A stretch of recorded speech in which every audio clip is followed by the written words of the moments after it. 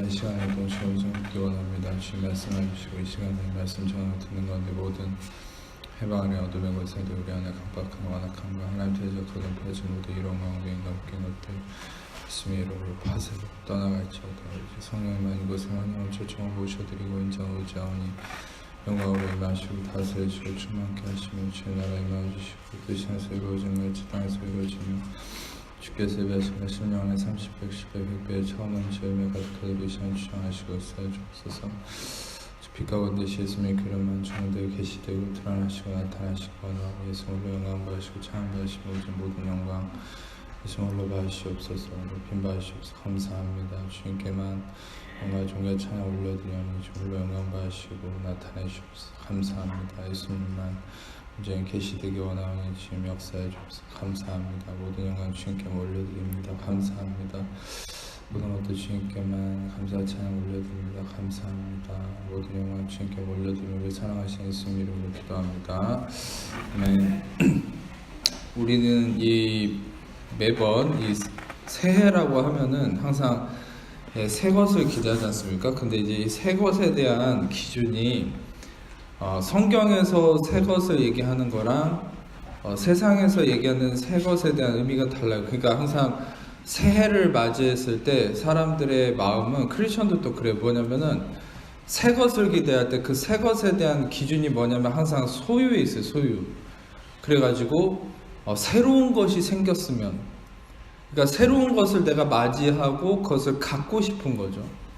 그러니까 도대체 이 새 것에 대한 기준이 소유함에 있기 때문에 항상 낙심이 있는 거예요. 왜냐하면 진짜 새 것이 없거든요. 자기한테 새해가 된다고 해서 자기 손에 진짜 새로운 게 주어지는 게 아니거든요. 그리고 솔직히 말하면 자기 자신이 새로워지겠다, 결국은 그걸 냉정하게 생각해 보세요. 내가 스스로 새로워지겠다라고 생각하는 것도 본질적인 소유에 대한 욕구예요. 왜냐하면 내가 새로워져서 좋은 걸 받겠다는 욕구거든요. 결국 인간은 왜 자꾸 소유에 집착하는가? 그것은 매번 제가 이 복음의 설교를 통해서 밝혔지만 가장 근본적인 것은 인간이 하나님의 공급하심 안에 있지 않고 자신이 공급자가 되려고 선악과를 먹어서 자기가 주체가 돼서 공급자의 자리에 섰기 때문에 소유에 집착하는 거예요. 원래 인간이 지음받았을 때는 인간은 부족함이 없는 상태, 그러니까 전에도 말씀드렸듯이 시편 23편에 여호와는 나의 목자시니 내게 부족함이 없다 라고 고백한 그 상태가 인간의 본질적인 창조받았을 때 처음 상태라고 그랬죠. 인간은 그 23편의 말씀처럼 부족함이 없는 상태였지만 인간이 선악과를 먹고, 선악과를 먹었다는 건 단순한 과일을 먹었다는 의미가 아니라 그것은 단순한 또 명령에 대한 불복종의 의미가 아니라 더 큰 의미죠. 그것은 하나님의 자리에 자기 인간이 섰던 거죠. 자기가 인생의 주체자가 되는 거죠. 하나님은 하나님이 주체자로서 이 땅을 창조하시고 인간을 거기에 초청하신 거예요. 그런데 인간은 선악과를 먹음으로 문제가 생겼는데 그게 뭐냐면 자신이 하나님 자리에 오른 거죠. 그것은 자신이 선악의 분별자가 되어서 모든 것의 주체가 되기로 결정한 거죠. 그것은 근본적으로 무엇을 의미하느냐? 그것은 인간이 하나님의 공급하심 안에 있는 것이 아니라 자기가 공급자가 되기 위해서 그 자리에 오른 거예요. 그럼 생각해 보세요. 공급을 받아야 될 사람이 공급자의 자리에 서버리면 그는 아무것도 줄 수 없을 뿐만 아니라 자기 스스로도 고갈되는 거예요. 그러니까 인간은 소유에 계속 집착하는 거예요. 소유에. 내가 뭘 가졌나 안 가졌나, 내가 있나 없나, 여기에 계속 집착하는 거예요. 그러니까 여러분들이 뭘 알아야 되냐면, 저는 소유를 죄악시 여기는 게 아니에요. 근데 그 문제가 어디 있는지 뿌리를 알아야 되는데, 그게 뭐냐면 인간이 자기가 공급자가 되려고 하기 때문에 내가 있나 없나 여기에 계속 머물러 있다는 거죠. 그럼 반대로 하나님이 나의 공급자이심을 믿는 자들은 내가 있는 거 없는 거에 굳이 거기에 매이지 않아요. 그래서 여러분들 다시 한번 얘기하자면 인간이 왜 자꾸 새 것에 집착하나? 그리고 그 새 것에 대한 의미도 잘못됐죠. 그것은 뭡니까? 내가 새로운 어떤 지금까지 가졌던 게 아니라 더해지는. 그러니까 다시 말하면 새 것도 어떤 의미예요? 내가 갖고 있던 거에 더해지는 새 것을 의미하는 거죠. 내가 지금까지 A, B, C를 가졌다면 D가 와야 돼요. E가 와야 돼요. F가 와야 돼요. 그러니까 그런 더해지는 뭔가 가지고 있지 않았던 다른 것을 가졌을 때 우리는 그걸 새 것이라고 얘기하는 게 육신적 개념이고 세상적 개념인 거예요. 그래서 여러분들은 그런 개념을 가지고 주님께 기도를 하기 때문에 하나도 응답이 안 돼요. 그러니까 예수님도 복음서에 뭐라 했어요? 너희가 정욕을 위해서 구하기 때문에 얻을 수 있는 게 아무것도 없다는 거죠. 그게 왜 그런 거예요? 하나님이 주시려고 하는 것, 하나님이 주시는 가장 선한 것을 받을 생각은 없고 내 기준의 선함을 따지고 있는 거예요. 그러니까 여러분들의 기도가 응답이 될 수 있는 비결은 한 가지 있어요. 그것은 여러분의 기준을 하나님의 기준으로 바꾸면 돼요. 아멘. 그리고 하나님의 기준으로 바꾼다는 것은 뭐냐면 제가 지금 계속 말씀드리는 것처럼 우리의 그 새 것의 기준이 아니라 하나님이 얘기하시는 새 것의 기준으로 나의 생각을 바꿔서 거기에 맞춰갈 때 우리는 하나님이 주시는 가장 좋은 것, 여러분들 우리는 가장 좋은 것을 자꾸 내 기준이라고 생각하는데 하나님이 주시는 것이 가장 좋은 것입니다. 믿으십니까? 그래서 우리는 이 새 것이 성경이 얘기하는 그러면은 진정한 새 것의 의미가 무엇인지를 한번 생각해 봤으면 좋겠는데 전도서 1장 9절을 한번 보시면은 같이 읽어보겠습니다. 시작. 전도서 1장 9절 같이 읽어보겠습니다. 시작. 없습니까? 전도서 1장 9절. 네. 전도서 1장 9절에 어떤 말씀이 있냐면은 이미 있던 것이 후에 다시 있겠고 이미 한 일을 후에 다시 할지라 해 아래는 새 것이 없나니 이런 말씀이 있어요. 그러니까 여기서 이제 얘기하는 해 아래 새 것이 없다. 해 아래 새 것이 없다. 이런 이 구절을 많이 들어보셨을 거예요. 근데 해 아래 새 것이 없다는 이 구절을 볼 때 여러분들이 이 새 것이라는 의미가 무엇인가? 성경이 얘기하는 새 것. 히브리어로 하다시라는 말인데 이 하다시라는 말이 뭐냐면은 여기서 새 것이라고 얘기하는 하다시는 사역동사인데 이거는 단순한 new thing이 아니에요. new thing이 아니라 이것은 아주 놀라운 진리의 의미를 포함하고 있어요. 그게 뭐냐면 다시 세워진다라는 의미예요. 그러니까 히브리어에서 얘기하는 새 것은요 다시 세워짐을 의미하는 건데 사역동사는 뭐라고 그랬죠? 영어로도 사역동사는 램, 메이크, 헤브, 비드 같은 타인이 다른 것이 주체가 되는 것을 사역동사라고 그래요. 내가 주체가 아니라. 그러니까 다시 말하면 하다시가 사역동사라는 건 뭐냐면 이 의미조차도 그렇고 다른 무언가가 다시 세우는 것이 새 것이라는 거죠. 내가 나를 새롭게 하고 내가 목욕제게 하고 맨날 새해 1월 1일 될 때마다 무슨 작심삼일에 그런 이상한 계획 세워가지고 나는 올 한 해 이렇게 살겠다라고 발표하고 나를 그렇게 만들어 가려고 노력하는 게 새 것이 아니라 진짜 진리의 의미의 새 것은 다른 주체가 여러분을 다시 세워가는 것, 그것이 새 것이라는 거예요. 히브리어에서 하다시는. 그러면은 도대체 다른 주체가 나를 다시 세우는 게 무슨 의미일까? 그것을 좀 보도록 하겠습니다. 여러분들은 우리 존재 자체가 이미 무너져 있는 존재라는 걸 인정을 해야 되는데 그게 뭐냐면은 제가 매번 얘기하듯이 인간은 똑같은 것을 계속 되풀이하죠. 항상 각오하고 결정하고 실패하고 각오하고 결정하고 실패하고 이것이 반복되지 않는 사람은 없어요. 왜냐하면 육신은 한계성이 있기 때문에. 그럼에도 어떤 분들은 이렇게 얘기할 수 있죠. 그러면은 그런 목적성이 없이 그냥 마음대로 살아도 되는 겁니까? 물론 제가 말씀드리고 싶은 것은 계획이 있고 그 계획대로 살아가려고 하는 그런 모습은 좋은 건데 중요한 것은 문제가 뭐예요? 나를 자꾸 믿으려고 하는 거죠. 계획을 세우는 게 문제가 아니라 계획을 세워서 그 계획을 시행하는 나를 스스로를 믿으려고 하기 때문에 문제가 생기는 거예요. 그럼 어떤 문제가 생겨요? 계획을 세우고 나를 믿는 순간 정죄감에 빠지는 거예요. 왜? 그 나를 믿었는데 내가 그걸 못 지키잖아요. 그러면 나 스스로를 정죄하고 나 스스로를 정죄하면 어떻게 돼요? 더 안 좋은 일이 생겨요. 정죄감은 항상 우리의 삶을 죄로 인도하기 때문에. 근심과 걱정과 두려움, 이것들은 여러분의 삶을 결국 파멸로 이끄는 거예요. 우리는 항상 안식 속에 평안함이 있을 때 여러분 삶에 진정한 열매가 있는 거야. 아멘. 근데 두려움으로 일하기 때문에, 두려움으로 하기 때문에 문제가 생기는데, 그 두려움이 어디서 오는 거예요? 나를 믿었던 것에 대한 좌절과 낙심이죠. 정죄감. 결국은 우리는 어떤 한계성에 빠져 있는 거예요? 항상 나를 왜 신뢰하냐는 거예요. 세상 사람들의 원리가 그거예요. 나를 믿는 거예요. 내가 하나님이 돼 있는 거예요. 예수님을 전해보세요. 세상 사람들한테. 그럼 뭐라 하나? 100% 보이지도 않는 신을 왜 믿어요? 나를 믿지, 내 머리를 믿지, 내 주먹을 믿지. 그렇게 살고 있는 게 세상이에요. 근데 크리스천들이 교리를 잘 모르고 말씀을 몰라서 그렇게 사는 경우가 있죠. 이 원리를 모르기 때문에 계획을 세우고 그것을 지켜나가는 것이 올바른 삶이라고 착각하는 거예요.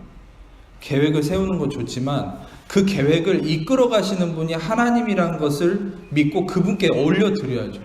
여러분이 계획을 세웠다 해도 그것을 사람이 계획할지라도 그 길을 인도하시는 분은 야훼시다. 그리고 던져버려야죠. 아멘. 계획을 세우세요.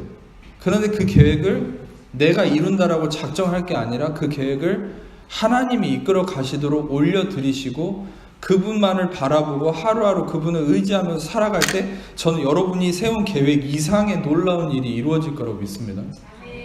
그게 원리예요. 그러니까 결국 하나님의 손이 이끄신다는 이 믿음을 가져야 되는데, 내가 계획 세우고 내가 이루고, 결국 이 새 것이라는 기준이 주체가 나에게 있기 때문이죠. 아까도 얘기했듯이 새 것이라는 걸 뭘로 생각하기 때문에 나를 주체로 삼는 거예요. 새 것을 소유의 개념으로 삼기 때문에.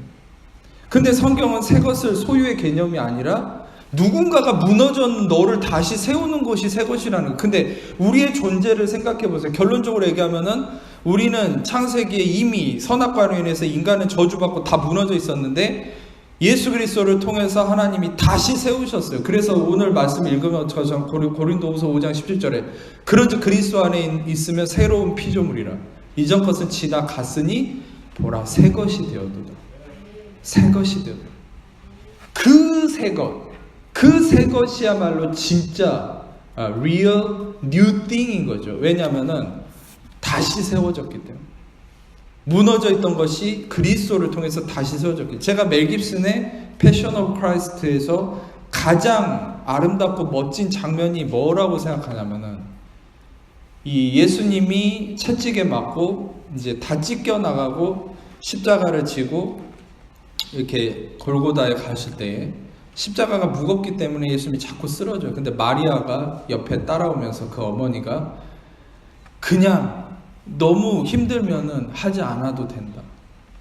자꾸 이렇게 염려를 하면서 옆에서 예수님 옆에서 걱정을 하니까 예수님이 그 어머니를 보면서 그 말이 너무나 감동적이죠. 예수님이 그 어머니를 보면서 뭐라고 얘기하냐면 어머니 내가 모든 것을 새롭게 할 것입니다. 여러분 성경은요 한 가지를 얘기하려고 하는 거예요. 인간이 하나님이 만들어 놓은 이 모든 새 것을 다 망쳐놨는데 예수님이 오셔서 그 아담이 망쳐놓은 이 헌 것을 만들어 보는 이 새 것, 이 세상을 예수님이 다 새 것으로 바꾸는 거야. 그러면 여러분들 생각해 보세요. 이 세상에서 오직 새 것은 예수 그리스도 안에만 있는 거예요.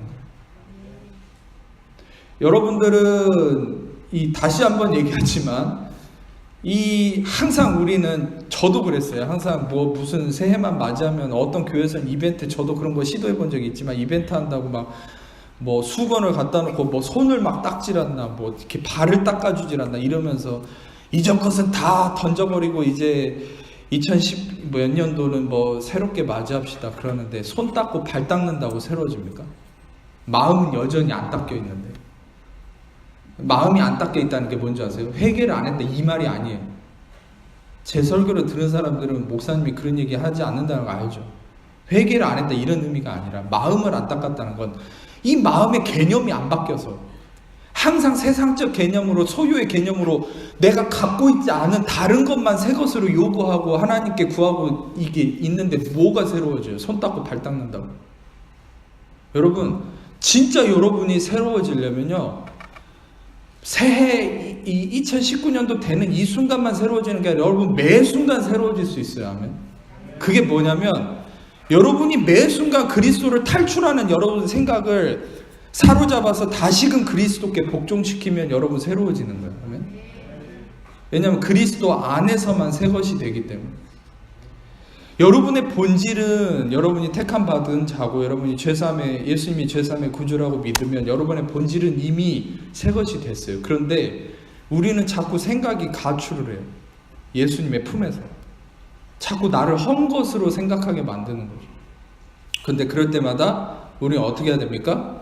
우리의 생각을 사로잡아서 이 복음의 말씀을 들으면서 복음의 말씀을 묵상하고 다시 기억하면서 예수 그리스도에게 복종시켜서 그리스도의 은혜의 진리로 내 생각이 복종되면 어떻게 돼요? 다시 새로워진 내 존재가 회복이 되는 거예요. 그때 여러분의 치유도 일어나고 능력도 나타나고 삶이 변하는 거예요. 목사님, 왜 기도하는데 기도가 응답이 안 될까요? 왜 나는 어릴 때부터 모태신앙인데 왜 이렇게 별로 못할까요? 왜 이렇게 되는 게 없을까요? 항상 여러분들이 기억해야 될 것은 이미 그리스도 안에서 여러분들은 모든 걸 다 갖고 회복되고 새로워진 존재임에도 여러분들이 그렇지 않은 것처럼 살기 때문에 그래요. 자, 우리가 하나의 아주 재밌는 사건을 볼 건데 그게 뭐냐면은 창세기 4장을 보겠습니다.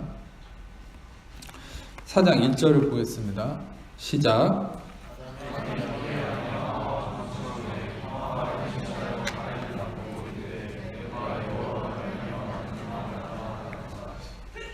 인간이 죄를 짓고 하나님이 창세기 3장에 뭘 예언했습니까? 여자의 후손이 뱀의 머리를 짓밟을 것이다. 뱀은 그 여자의 후손의 뒤꿈치만 상하게 할 것이다. 다시 말하면 여자의 후손이 오면 이 저주를 끝내고 구원을 이룰 거라는 예언을 받았어요. 3장에. 4장에서 아담과 하와가 애를 낳았어요. 그러면 여러분 생각해 보세요. 이들의 갈망은 다시 회복함이 있겠죠. 새 것을 갈망하는 거예요. 다시 회복하기를 원하는 거예요. 여러분의 갈망이에요. 여러분과 저의 갈망이에요. 회복하기를 원하는 거예요. 진짜 다시 새로워지기를. 그런데 아담과 하와의 의식이 어디에 머물러 있냐면 아까도 얘기했던 딱 그 세속적 기준에 머물러 있어요. 왜냐하면 아담과 하와가 애를 낳는데 하와가 임신해서 가인을 낳고 뭐라고 얘기했냐면 내가 야훼로 말미암아 등남했다 이렇게 얘기하는데 아주 재밌는 것은 가인이라고 하는 가인의 이름부터가 심상치 않아요. 가인의 이름은 뭐냐면 possession이에요. 가인이라고 하는 이 가인이라는 히브리어는 뭐냐면 possession, 소유라는 의미예요. 이름을 지었는데 이름부터가 소유입니다. 뭔가 내 손에 쥐고 싶은 이 갈망이 드러나 있죠. 애 이름을 지을 때는 부모의 갈망이 그대로 드러나 있어요. 그 이름에. 실상 이 히브리 문화권에는 그게 더 심해요. 그런데 이 자기의 말에 아주 놀라운 진리가 또 이 아주 놀라운 이 의미가 하나 더 있어요. 그게 뭐냐면 내가 야훼로 말미암아 등남했다. 이게 히브리어로 뭐라고 하냐면 가니트 이시 에트 야훼. 이 말이거든요. 카니트 이시 에트 야훼. 다시 말하면 카니트는 내가 얻었다라는 말이고 이시 남자를 이시 남자 이샤흐는 여자를 의미하고 이시는 남자를 의미해요. 에트는 어떤 이 관계 접속사 같은 겁니다. 야훼 마지막엔 야훼. 이게 무슨 말이냐면은 이것을 해석해서 말을 하자면 여기서는 한글 번역이 좀 애매한데 내가 여호와로 말미암아 등남했다 이게 번역이 잘못된 거예요. 히브리어 원어를 번역하면은 무슨 말이냐면 이렇게 표현할 수 있어요. 내가 얻었다 아들을 야훼를. 다시 말하면 내가 야훼를 얻었다라는 말이에요. 그러니까 여러분 중요한 것은 내가 야훼를 얻었다라는 말을 하고 있거든요. 하와는 무슨 말입니까? 자기의 소유를 지금 주장하고 있는 거예요. 여러분 근본적으로 우리는 하나님의 손에 우리가 소유된 존재죠. 맞습니까? 근데 하와는 가인이라는 이름도 그렇고 자신이 야훼를 얻었다라고 생각해요. 무슨 말이에요? 이 가인이 바로 자기를 구원할 메시아라고 생각했다. 그러니까 내가 야훼를 얻었다 이 말은 뭐예요? 내가 구원자를 얻었다 이 말. 그런데 생각해 보세요. 나중에 보니까 가인이 추측해 보건대 가인이 별로 메시아 같지 않아요. 크는 걸 보니까 별로 신앙심도 없고 별로 이렇게 신실하지 못해요. 그래서 나중에 동생을 낳았어요. 까인의 동생. 근데 동생의 이름이 뭐냐면 아벨인데 히브리어로는 헤벨이에요. 헤벨. 근데 아벨을 낳았는데 헤벨이라고 지었다는 것은 심각한 거예요. 왜냐면은 헤벨이라는 이름은 뭐냐면 전도서에 보면은 아까 전도서 읽었는데 모든 것이 헛되고 헛되다 할 때 그 헛되다가 뭐냐면은 헤벨이에요. 헤벨. 그럼 여러분 생각해 보세요. 첫째 아들 가인은 낳았는데 포지션이라고 아주 의미를 부여해서 지었는데 둘째 아벨은 헤벨이라고 지었어요. nothing. 여러분 생각해 보세요. 아들 이름을 nothing이라고 짓는 사람은 어디 있어요? 그건 뭐예요? 좌절했다는 거예요. 지금 가인한테 기대했는데 아무것도 기대한 바가 이루어지지 않아서 좌절한 거예요. 그러니까 둘째를 나놓고 얘한테 기대감이 없어요. 그러니까 헤벨이라고 지어버려요. 여러분 근데 놀라운 사실은 뭐예요? 인간의 기대가 끊어진 그곳에서 하나님 일하시죠. 아멘. 그 아벨의 제사는 받고 오히려 하나님은 가인을 버리고 아벨의 제사는 받고 그 아벨이 결국 희생하고 그 대신에 셋이라고 하는 아들이 와서 그 셋의 전통을 통해서 예수 그리스도의 족보가 이어지죠. 여러분 중요한 것은 무엇입니까? 우리의 기대와 우리의 어떠함이 끝나는 그곳에서 하나님은 그곳에 일하시기 시작하는 거죠. 우리의 뭐가 무너져야 되는 거예요? 우리의 기준. 내가 소유하고 내가 원하는 이것을 가져서 내가 나를 구원하겠다. 결국 뭐예요? 하와가 내가 아들을 얻었다. 이 아들이 메시아다. 자기 기준이잖아요. 자기 생각이잖아요. 자기가 소유해서 뭔가를 한다라는 생각이 있는 거잖아요. 하나님의 계획은 아주 놀랍죠. 여러분 생각해 보세요. 예수님을 하나님이 구원의 계획으로 예정하시고 어떻게 일하셨어요? 여러분 아주 놀랍게도 예수님은 족보상에 보면은 아주 그 족보에서 예수님이 태어나지 않을 만한 혈통을 통해서만 오셨어요. 놀랍게도. 가장 대표적인 게 예수님은 요셉이나 베냐민 지파를 통해서 오지 않았어요. 여러분이 잘 아는 아주 신실한 요셉 그 지파가 아니에요. 예수님 유다 지파를 통해 왔어요.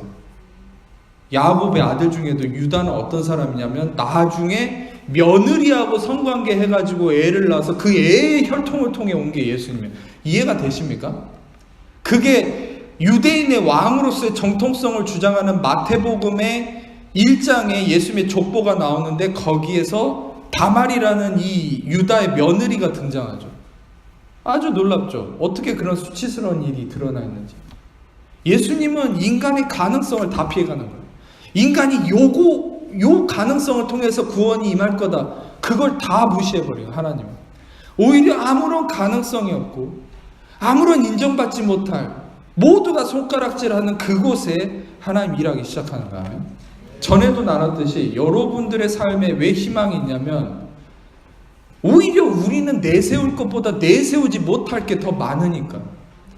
그러니까 우리가 그리스도 안에 소망이 있는 거예요. 아멘. 여러분들은 연예인들이 화려한 것 같죠? 여러분들은 돈 있는 사람들이 다 가져서 부러울 게 없다고 생각하죠? 연예계에서 사역을 하시는 목사님의 제가 그런 분하고 교제를 했기 때문에 연예계의 사정들을 다 들어서 알고 있고 실제로 연예인들이 그 목사님과 상담을 통해서 자기의 실제적인 삶을 다 고백하고 얘기하는 그런 아주 엄청난 일들을 저는 그 목사님과 교제를 통해 많이 알게 됐는데 여러분 연예인들만큼 갈망이 어마어마한 사람이 없어요. 부족함이 없는 것 같지만 가장 갈급하고 힘들어하는 사람들. 마치 죄인들과 세리들이 가장 큰 갈급함을 가지고 예수님께 나왔던 거죠. 돈 있는 사람들은 없다고 생각합니까? 갈급함이? 더 많아요. 어정쩡하게 돈 좀 있는 사람보다 돈 많은 사람이 더 심해요. 갈급함. 인간은 누구든지 이 갈망이 없는 사람은 없어요. 하자가 없는 사람은 없어요. 문제가 없는 사람은 없어요. 중요한 것은 그 문제를 인정하고 그리스도께 나오느냐, 그리스도를 진정한 나의 만족함으로 갈망하느냐. 그런데 내가 문제가 있어도 허물이 있어도 그 문제를 무화과 나뭇잎으로 나의 어떠함으로 덮고 그냥 산다면 계속 좌절에만 빠지는 거죠. 근데 여러분의 문제를 있는 그대로 인정하고 그리스도만이 나의 진정한 만족이고 나의 의가 되심을 인정할 때 그분이 여러분을 다이아몬드로, 보석으로 빛나게 하시는 거예요. 여러분, 우리는 이걸 알아야 돼요. 우리가 갈망하는 새 것은 우리가 갖고 있지 않은 또 다른 무언가를 우리가 갖게 되는 것을 의미하는 게 아닙니다. 여러분은 이미 새 것이 되었습니다. 여러분이 새해를 맞이할 때마다 제가 매번 이런 진리를 얘기하지만 제발 새로운 해를 맞았다고 해서 그것을 저는 좀 다르게 생각하고 그러지 않았으면 좋겠어요. 오히려 여러분들은 새해를 맞이할 때마다 뭘 알아야 되냐면 이미 나는 새 것이 되었다는 걸 깨달아야 돼요.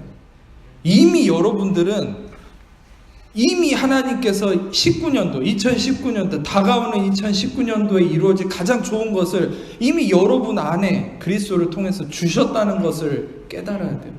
그걸 깨달으면은 그리스도를 통해서 여러분 안에 내재된 이미 십자가를 통해서 다 이루신 하나님의 은혜가 2019년도에 발휘될 거예요. 2019년도에 여러분이 무슨 저한테 축복 기도 받고 뭐 저한테 뭘 받아서 2019년도에 점쟁이한테 뭘 바라듯이 뭐 그냥 딱 떨어지는 그건 점쟁이랑 다를 바 없어요. 그건 미신이에요. 그러니까 여러분들이 왜 자꾸 성경 뽑기 할 때도 자꾸 새 것만 기대하는지 아세요?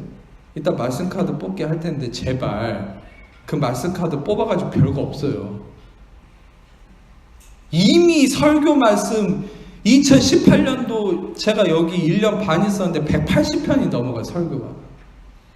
그 180편 설교 안에 이미 여러분한테 2019년도, 20년도, 21년도, 22년도 앞으로 죽을 때까지의 모든 말씀 다 들어있어요. 아멘?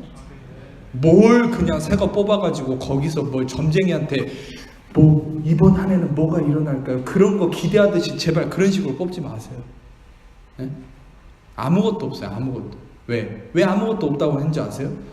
여러분이 그 말씀 카드를 뽑는 마음의 기준이 뭐예요? 항상 가진 것은 다 무시하고 뭐 좀 새로 좀 가져볼까? 뭐 새로운 소유 좀 가져볼까? 이미 이 설교, 이 성경책 안에 말씀 다 있는데 요건 다 무시하고 나한테 지금 좀 새 거 좀 주세요. 그것도 소유 아니에요? 소유? 항상 내가 모르는, 내가 인지하지 못한 그 뿅하고 뭐 새 거 그 좋은 것만 기대하는 아무것도 없어요. 여러분들은 이걸 깨달아야 된다니까요. 이미 여러분 다 가지고 있어요. 그리스도를 통해서 이미 다 주셨어요. 이미 말씀도 주셨고 능력을 주셨어요. 여러분들은 복음을 통해서 진리를 통해서 내가 이미 가진 자라는 걸 깨달으면은 여러분 안에 그리스도가 십자가에서 이루신 그 진리가 발휘되는 거지. 여러분들을 통해서 19년도에 능력이 흘러가는 거지. 갑자기 19년도에 막 뭐가 파파파 이렇게 단비가 내리듯이 하늘에서 쏟아지는 그거는 구약적 개념, 그거는 율법의 개념. 안 받았는데 받기를 기대하는 건 구약이에요. 신약은 뭐예요? 뉴 테스터먼트, 이 신약은 뭐예요? 뉴 커버넌트는 그것은 이미 받은 자로서 그 안에서 나아가는. 제가 작년 크리스마스 때 설교했던 게 아직도 기억나요. 그 작년 크리스마스 때 뭘 설교했냐면 우리는 받기 위해서 달려가는 자가 아니라 받은 자로서 받은 것 안에서 완성됨 안에서 출발하는 존재가 우리라는 거예요. 그리스도인들. 여러분 세상 사람들을 쫓지 마세요. 세상 사람들은 또 율법적 개념에 빠지지 마세요. 그게 뭐냐면 안 받은 것처럼 살아요. 하나님께 맨날 달래는 거예요. 하나님께 해달라는 거예요. 아니요. 이미 십자가를 통해서 그리스도께서 다 이루셨어요. 테텔레스타이, 쿨라, 피니시 할 때 이미 여러분이 갈망하는 2019년도, 20년도, 21년도 죽을 때까지 모든 것 다 이미 십자가를 통해서 이루어졌어요. 아멘. 여러분 안에 구원의 믿음이 심겨졌을 때 그것은 다 이미 완성됨으로 심겨진 거예요. 여러분들은 여러분 삶에 언제 구원의 능력이 나타나냐면 이걸 자각할 때 내 안에 이미 다 이루어졌구나. 십자가를 통해서. 그래서 여러분 안에 예수님을 의지하고 바라보고 묵상하라는 거예요. 그분이 다 이루신 분이기 때문에. 자꾸 그분 무시하고 내 안에 예수님이 다 이루신 거 무시하고 자꾸 새 것만 기대하면서 뭐 하나님 뭐 이거 좀 해주세요. 맨날 뭐 1월 1일만 되면 금식하면서 하나님 이번 올 한 해는 뭘 주시겠습니까? 이게 아니라는 거예요. 물론 목사님들이 올 한 해 하나님이 이 교회를 향해서 또 어떤 공동체를 향해서 주시는 비전이나 여러 가지 모토가 있을 수는 있겠죠. 그러나 여러분 개개인에게는 이미 그리스도를 통해서 다 주셨습니다. 모든 능력과 형통과 축복과 모든 걸 다 주셨습니다. 여러분들은 복음을 통해서 그것이 19년도에 발휘되기를 기대해야 되는 것이에요. 왜냐하면 새 것이라는 것은 다시 세워지는 것인데 이미 그리스도를 통해서 여러분과 저는 다시 세워진 존재이기 때문에. 아멘. 여러분들, 말씀을 마무리하자면 여러분과 저는 더 이상 무언가를 갈망하는 존재가 아니라 이미 십자가를 통해서 그 갈망이 채워진 존재고, 그것을 깨달을 때 여러분들은 풍성함이 이루어지는 삶이 되는 것이죠. 그래서 성경은 끊임없이 여러분에게 이 말씀을 묵상하라고 하는 거예요. 시편 1편의 말씀은 뭐라고 얘기합니까? 복 있는 사람은 악인의 꾀를 쫓지 않은, 죄인의 길에 서지 않은, 오만한 자의 자리에 앉지 않은, 오직 여호와의 율법을 즐거우며 그 율법을 주야로 묵상하는 자로다. 그 율법을 주야로 묵상한다는 건 뭐예요? 그리스도를 묵상한다는 거죠. 그 율법의 그 본질이신 예수 그리스도, 그 예수 그리스도의 진리의 은혜, 그것은 무엇입니까? 십자가를 통해서 이미 하나님 약속하심이 여러분과 저에게 다 이루어졌다. 그것을 받아들이고 그것을 묵상하면은 어떻게 된다는 거예요? 시냇가에 심은 나무가 시조를 쫓아 과실을 맺으며 그 잎사귀가 마르지 아니함과 같으니 그 행사가 다 형통하리로다. 아멘. 여러분의 형통함은 어디서 오는 거예요?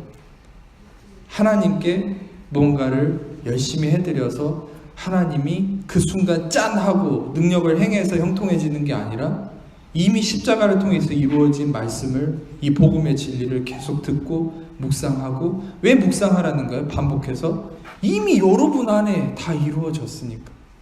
하나님이 원하는 건 그거예요. 하나님이 원하는 건 너 안에 이미 그리스도를 통해서 네가 갈망하는 모든 게 이루어졌기 때문에 십자가만 보라는 거예요. 그 십자가에서 이루어졌음을 보라는 거예요. 그러면 네가 갈망하는 것들이 네 안에 심겨진 십자가를 통해서 네가 갈망하는 것들이 흘러나오는 거예요. 여러분 안에서 흘러나와요.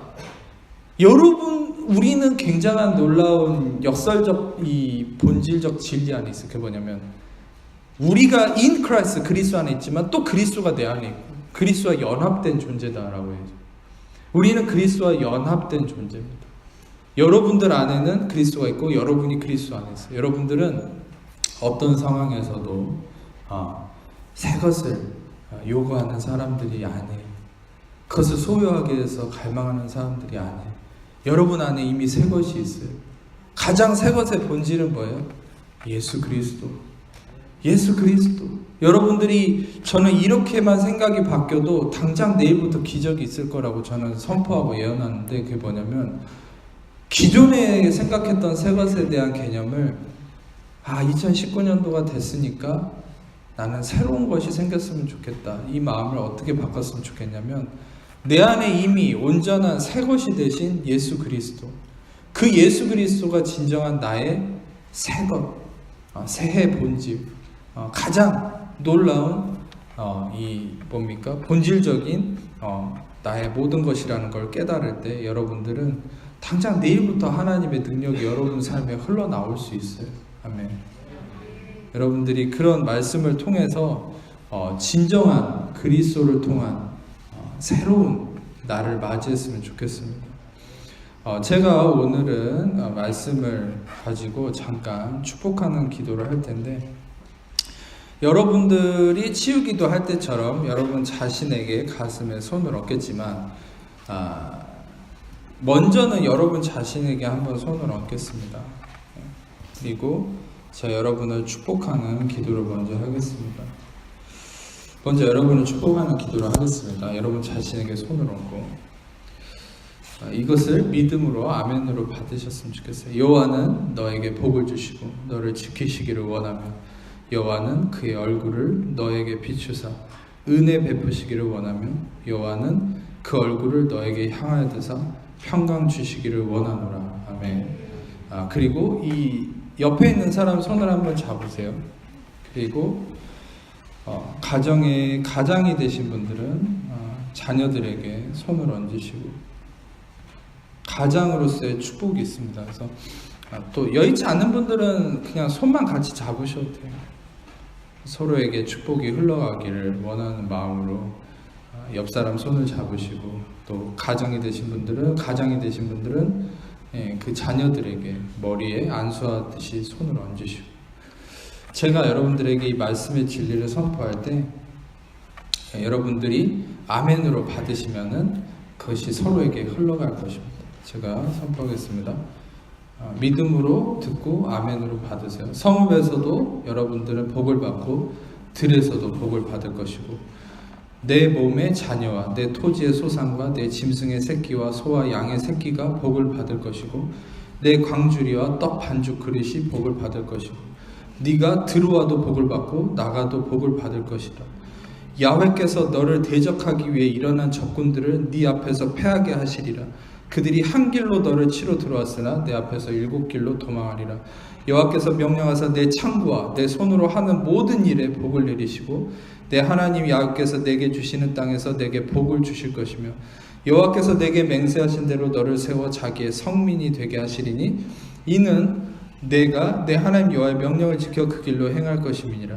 땅의 모든 백성이 여호와의 이름이 너를 위하여 불리는 것을 보고 너를 두려워하리라. 여호와께서 내게 주리라고 내 조상들에게 맹세하신 땅에서 너에게 복을 주사 내 몸의 소생과 가축의 새끼와 토지의 소산을 많게 하시며, 여호와께서 너를 위하여 하늘의 아름다운 보고를 여시사 내 땅에 때를 따라 비를 내리시고 내 손으로 하는 모든 일에 복을 주시리니, 내가 많은 민족에게 꾸어줄지라도 너는 꾸지 아니할 것이요, 여호와께서 너를 머리가 되고 꼬리가 되지 않게 하시며 위에만 있고 아래에 있지 않게 하시리니. 아멘. 제가 더 기도를 하겠습니다. 하나님, 우리 귀한 하나님 백성들을 축복합니다. 주님께서 축복하신 말씀처럼 이 말씀대로 하나님께서 그리스도를 통해 우리에게 이미 허락하신 놀라운 축복이 2019년도에는 그 축복이 삶에 흘러감으로 풍성하게 넘치는 놀라운 은혜의 삶이 되도록 함께하여 주옵소서. 더 이상 내 손으로 무언가 새 것을 움켜쥐기 위해 달려가는 존재들이 아니라 이미 그리스도를 통하여서 내 안에 온전한 새 것이 되신 그리스도가 내 안에 모든 걸 다 이루셨음을 믿고, 그 믿음으로 예수님의 십자가를 바라볼 때 그 십자가를 통해서 내 삶에 내가 바라던 갈망하던 모든 것들이 채워지고 나타나는 놀라운 역사와 기적을 경험하는 하나님 백성들 되게 하여 주옵소서. 각 삶의 모든 개인과 가정과 일터와 모든 것 가운데 각 사람들을 축복하시고 은혜 위에 은혜를 더하시고, 하나님께서 부어주시는 그 은혜 속에서 날마다 강건함의 축복이 넘쳐나는 우리 모든 하나님 백성들 다 되게 하여 주옵소서. 다시 한번 축복하는 것은 또한 우리 국방의 의무를 감당하는 군인들 형제 한 명 한 명을 축복해 주시고, 이들의 모든 몸과 마음을 지켜주시고, 이들이 무엇을 할지라도 건강하게 집에 가는 그날까지 주님의 은혜로 함께하여 주옵소서. 또한 각 가정의 자녀들 하나님께서 어그러져가는 세대 속에 하나님의 구별된 다니엘과 같은 존재로 지키시고 분별하시고 보호하시고 거룩함으로 인도하셔서 이 모든 하나님의 자녀들이 어딜 가든지 빛의 자녀로서의 삶이 이루어지도록 한 명 한 명을 축복하시고 인도하여 주옵소서. 부모된 자로서 하나님의 지혜와 능력을 가지고 분별력을 가지고 각 모든 부모된 자들의 모든 것 가운데 하나님의 넘치는 은혜를 주셔서 이들이 기쁨과 감사함으로 가정을 이끌어가는 참된 우리 부모님들이 될 수 있도록 함께 하시고 인도하여 주옵소서. 다시 한번 모든 우리 성도님들 한 명 한 명의 삶을 축복합니다. 2019년도의 모든 삶을 축복합니다. 오직 예수님만이 홀로 영광 받으시고 찬양 받아 주옵소서. 감사 찬양 예수님께 올려드리며 우리를 사랑하시는